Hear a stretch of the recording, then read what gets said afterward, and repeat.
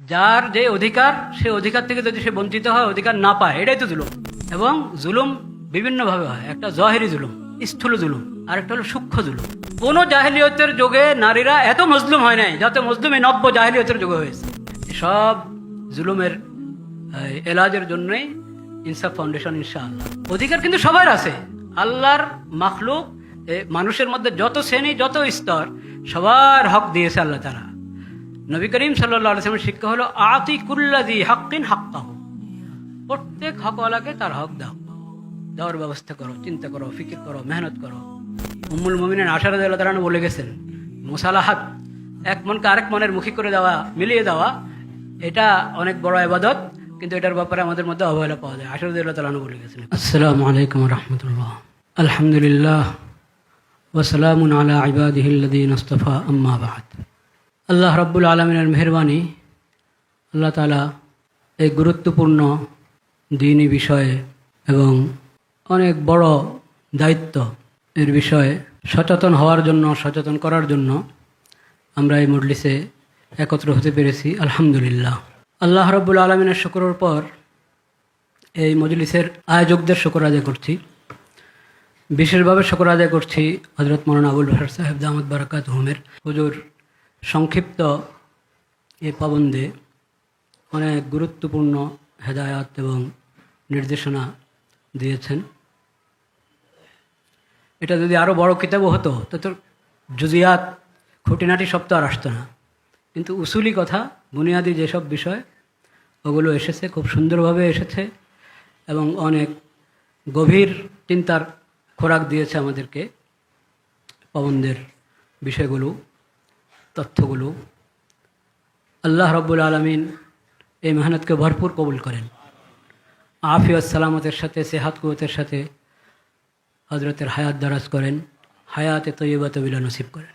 বিশেষ করে প্রথম যে কথাটা হজরত বললেন, নারীদের বিশেষ অধিকার, ওয়াকারনা ফি বুয়ুতিকুন্না, এটাকে অনেক তালিবে ইলম ভাইরা, অনেকে বা যারা অনুবাদ পড়েন কোরআন কারীমের, মনে করেন এটা শরীয়তের একটা বিধান।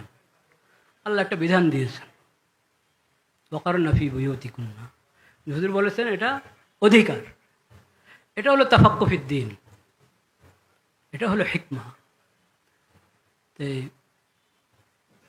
আল্লাহ তাআলা এই আহলে ইলমদের ছায়া আমাদের উপর দীর্ঘ করেন।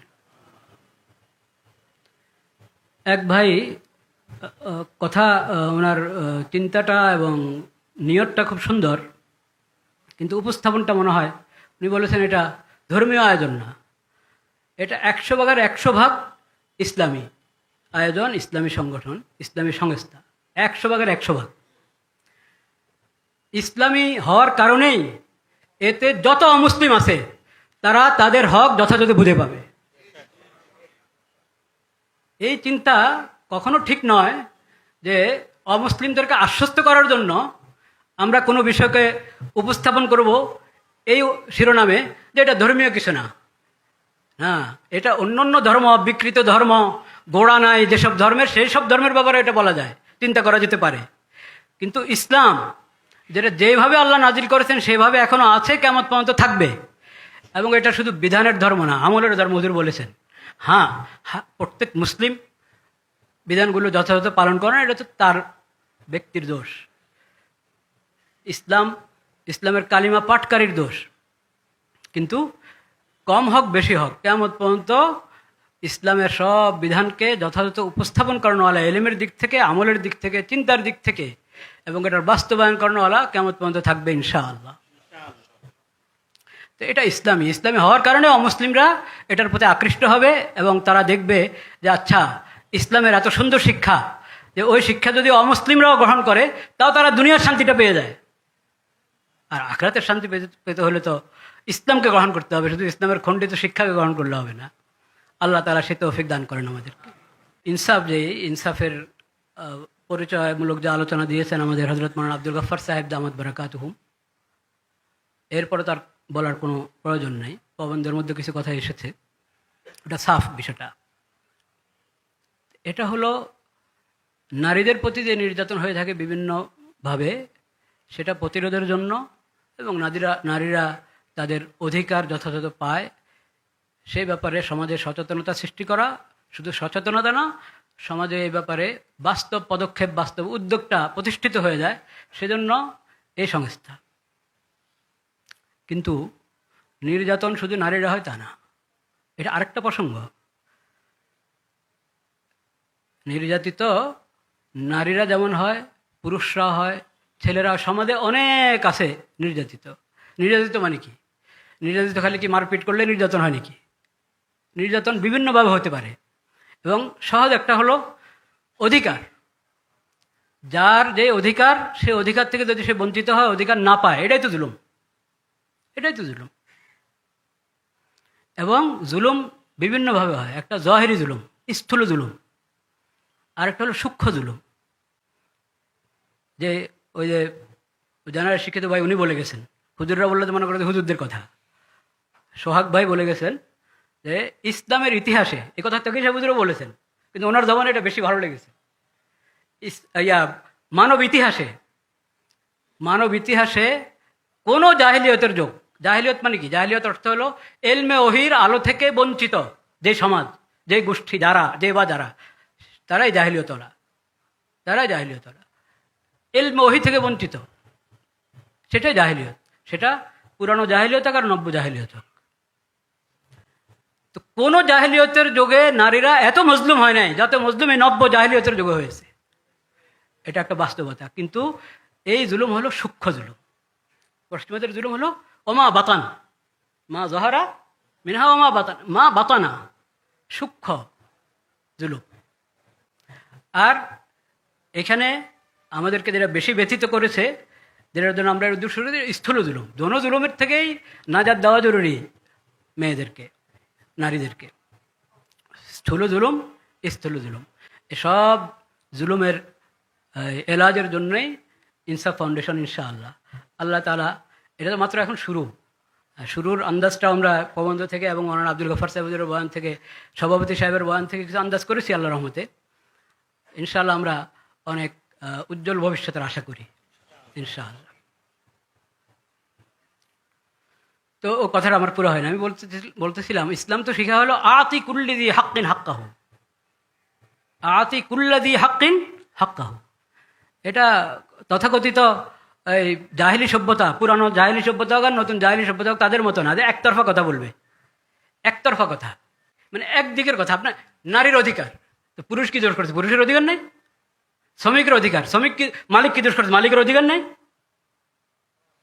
এটা খুব দেখবেন আপনি, অধিকার কিন্তু সবার আছে।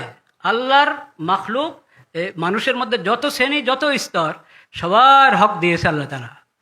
নবী করিম সাল্লাল্লাহু আলাইহি ওয়াসাল্লামের শিক্ষা হলো আতি কুল্লাযী হাক্কিন হাক্কাহু, প্রত্যেক হকওয়ালাকে তার হক দাও, দেওয়ার ব্যবস্থা করো, চিন্তা করো, ফিকির করো, মেহনত করো। তো এটা তো একটা নারীর অধিকার প্রতিষ্ঠার জন্য এই সংস্থা। এরকম আরও যেখানে যেখানে যত বিষয় অধিকার, ছাত্রদের অধিকার, কওমি মাদ্রাসার ছাত্র বলেন আর মাদ্রাসার ছাত্র বলেন, ছাত্রদের অধিকার, ছাত্রীদের অধিকার, অনেক অধিকার ক্ষুণ্ণ হচ্ছে, অধিকার থেকে বঞ্চিত হচ্ছে। কিভাবে? অনেকভাবে। আমি একটা শুধু বলি, যেটা হয়তো আমার মুখে শুনলে আপনাদের কাছে তাজ্জুব লাগতে পারে। সেটা হলো যে ছাত্রদেরকে যে রাজনীতিতে ব্যবহার করা হয়, এটা ছাত্রদের উপরে জুলুম। কলেজ ভার্সিটির ছাত্রদেরকে রাজনীতিতে ব্যবহার করা হয় না? হ্যাঁ, প্রত্যেক দলের ছাত্রদল আছে, প্রত্যেক দলের ছাত্রদল। কেন? এটা জুলুম, এটা জুলুম। এমনকি এই ইসলামী দলগুলোর মধ্যেও তারা ছাত্রদেরকে, মাদ্রাসার ছাত্রদেরকে ব্যবহার করে অনেক ক্ষেত্রে। অন্যায় এটা। ঠিক যত রাজনৈতিক দল আছে, জেনারেলগুলো, তারা ছাত্রদেরকে, কলেজ ভার্সিটির স্কুলের ছাত্রদেরকে যে ব্যবহার করছে, এটা তাদের উপরে জুলুম। ছাত্রদের, সব লাইনের ছাত্র, এলমে দিন আর জাগতিক জ্ঞান বিজ্ঞানের ছাত্র, সবাই ছাত্র। বাকি তলেবে এলেম, মাদ্রাসার ছাত্র, ইলমহের তলেবে এলেম, তাদের সাথে কারো তুলনা হয় না, এটা স্পষ্ট কথা। কিন্তু ওরাও সমাজের অংশ এবং ওরাও গুরুত্বপূর্ণ দায়িত্ব পালন করে জাগতিক জ্ঞান বিজ্ঞানের যারা। সেই জ্ঞান বিজ্ঞানকে নাস্তিকতা এবং অন ইসলামিক পদ্ধতিতে মুসলিম দেশে পড়ানো, সেটা বিশাল জুলুম, কঠিন জুলুম। ওই জুলুম থেকে ছাত্রদেরকে রক্ষা করতে হবে। আমি ছোট্ট জুলুমটা বললাম যে ওদেরকে দলীয় রাজনীতিতে জড়িয়ে দেওয়া, এই রাস্তা বন্ধ করা জরুরি। তো এরকম অনেক জায়গায় হক লঙ্ঘিত হচ্ছে। প্রত্যেক হক প্রতিষ্ঠার জন্যই এরকম সংস্থা দরকার। সেজন্য আজকে যে খালি আমরা এক ধরনের কথা শুনেছি, নারী নির্যাতন, নারী নির্যাতন, এক ধরনের কথা শোনার কারণ হলো আজকে তো এটাই আলোচ্য বিষয়। লা ইলাহা ইল্লাল্লাহ। আর আমি বেশি বলবো না, আর দুইটা কথা বলে শেষ করছি। আরেক কথা আমাদেরকে ডক্টর হিজবুল্লাহ সাহেব বললেন, যে আমি প্রসঙ্গটা ভুলে গিয়েছি, আপনি একটু বলেন। ওই যে বললাম না সূক্ষ্ম জুলুম, সূক্ষ্ম জুলুমগুলোর মধ্যে এটা একটা। এখন পশ্চিমা সভ্যতার এই আগে থেকে আছে এই দেশে, এখন আরও অনেক কঠিনভাবে বাস্তবায়ন করা হচ্ছে। সেটা হলো সমকামিতার নতুন নতুন রূপ, ট্রান্সজেন্ডার, কি বলে কি এলজিবিটি নাকি, হ্যাঁ, কত প্রকার। মেয়েদেরকে ছেলেদেরকে নষ্ট করার জন্য পশ্চিমা সভ্যতা থেকে এখানে আনা হচ্ছে। মনে হয় যেন মুসলিম উম্মত ফকির, নাউজুবিল্লাহ, মুসলিম উম্মতের কাছে যেই আল্লাহর হেদায়েত, নবী করিম সাল্লাল্লাহু আলাইহি ওয়াসাল্লামের যে আদর্শ, ওটা থেকে দূরে সরানোর জন্য এমনি তো জাহিলিয়তের অভাব নাই এই দেশেই, আরও আমদানি করা হচ্ছে। আল্লাহ তাআলা যারা আমদানি করছে তাদেরকে আল্লাহ হেদায়েত দান করেন। সময়ের চান্দা দিতে হবে, সময়ের চান্দা, যেটা এই দুই মুরব্বী বলে গিয়েছেন, বিশেষ করে ডক্টর লুৎফুল কবির সাহেব বলেছেন, সময়ের চাঁদা দিতে হবে সবাইকে। যে পরিবারের লোকজনকে আশ্বস্ত করার জন্য, বোঝার জন্য, সুন্দর ভাবে মিলিয়ে দেওয়ার জন্য যেমন লোক দরকার, কোথাও দরকার হবে একজন আলেমের, কোথাও দরকার হবে একজন বুজুর্গের, কোথাও দরকার হবে ওনার মতো প্রফেসরের। যেখানে যার দরকার সেখানে এই সময় পেশ করার জন্য একটা তালিকা থাকতে হবে। ইনসাফের দপ্তরে তালিকা থাকবে, বিভিন্ন জনের নাম লেখাবেন, যে আমি যদি কারোর সাথে কাউন্সিলিং করতে হয় সেখানে এই সময় দেওয়ার জন্য আমি প্রস্তুত আছি। এভাবে আবার সেটার জন্য নিজেকেও প্রস্তুতি গ্রহণ করতে হবে। আমি যে সময় দিব, ওই সময়টা কিভাবে কাজে লাগাবো, আমি কিভাবে পেশ করব দিনের দাওয়াতটা, মুসালাহাতের দাওয়াতটা। উম্মুল মুমিনিন আয়েশা রাদিয়াল্লাহু তাআলা বলে গেছেন, মুসালাহাত মিলিয়ে দেওয়া, মনগুলো মিলিয়ে দেওয়া, মন যখন আলাদা হয়ে যায়, দুইমুখী হয়ে যায়, হ্যাঁ, এক মনকে আরেক মনের মুখী করে দেওয়া, মিলিয়ে দেওয়া, এটা অনেক বড় ইবাদত। কিন্তু এটার ব্যাপারে আমাদের মধ্যে অবহেলা পাওয়া যায়। আয়েশা রাদিয়াল্লাহু তাআলা বলে গেছেন কথা। তাই ওটার জন্য সময়ের চান্দা চাচ্ছি আমি। আর একটা হলো, এই প্রবন্ধে একটা হাদিস ছিল, আমার মনে হয় ওটা সনদে একটু দুর্বলতা, সনদের সব দুর্বলতার কারণে বর্ণনা জয়ীফ হয় না। তো সনদের কোনো দুর্বলতার কারণে ওখানে উলুমুল হাদিসের হুজুররা আছেন, জামিয়াতুল উলুম, ওনারাকে হয়তো হজম করে দিয়েছেন কিনা রেওয়ায়াতটা। সেখানে বলা হয়েছে, নবী করিম সাল্লাল্লাহু আলাইহি সাল্লাম বলেছেন যে জিবরিল আলাইহিস সালাম আমাকে বারবার সতর্ক করেছেন, ওসিয়ত করেছেন, তাম্বি করেছেন, হাত্তা জানান্তু আন্নাহু সাইয়্যুহারিমুত তালাক। জারের ব্যাপারে তো হাদিস আছে মশহুর, ওটা সহিহ হাদিস, সবাই জানে, সহিহ সনদ প্রসিদ্ধ, প্রতিবেশীর ব্যাপারে।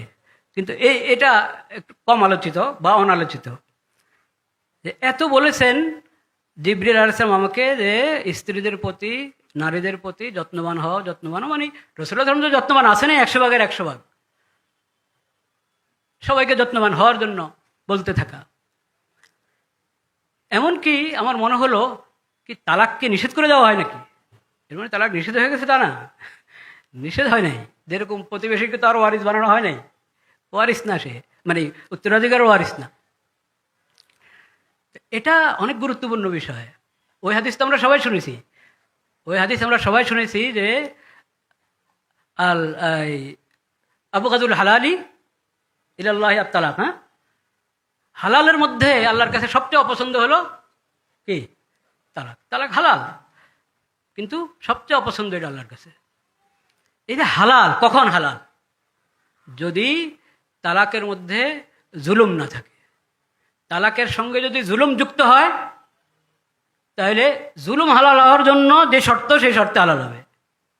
নয়তো তালাক দিলে হয়ে যাওয়া এক জিনিস, আর ন্যায়ভাবে তরিকা মতে হওয়া এটা আরেক জিনিস। সেজন্য ইনসাফের মধ্যে যে তালাকের বিষয়টাকে গুরুত্বের সাথে নেওয়া হয়েছে, এটা আগে থেকে উনি বলেছেন যে কোর্স করতে হয়, ডক্টর সাহেব হিজবুল্লাহ সাহেব আমাকে কদিন আগে লাহোরের এক মামলা, ওই দিন উত্তরা যে মজলিস হচ্ছিল, দিন লাহোরের একজন মেহমান ছিলেন, উনি আমাকে বললেন যে ওখানে ওইরকম ফিকির চলছে, তো তারা এই বিয়ের যখনই সংবাদ পায় কিছু মানুষের বিয়ে ঠিক হয়েছে, তো তারা মহিলাদেরকে আলাদা, ওই ছেলেদেরকে আলাদা বিভিন্ন কোর্সের ব্যবস্থা করেন। ওইভাবে অগ্রিম প্রত্যেকের হকের ব্যাপারে সতর্ক করার বিষয়টা দরকার। আল্লাহ রাব্বুল আলামিন আমাদেরকে ভরপুর তৌফিক নসিব করেন।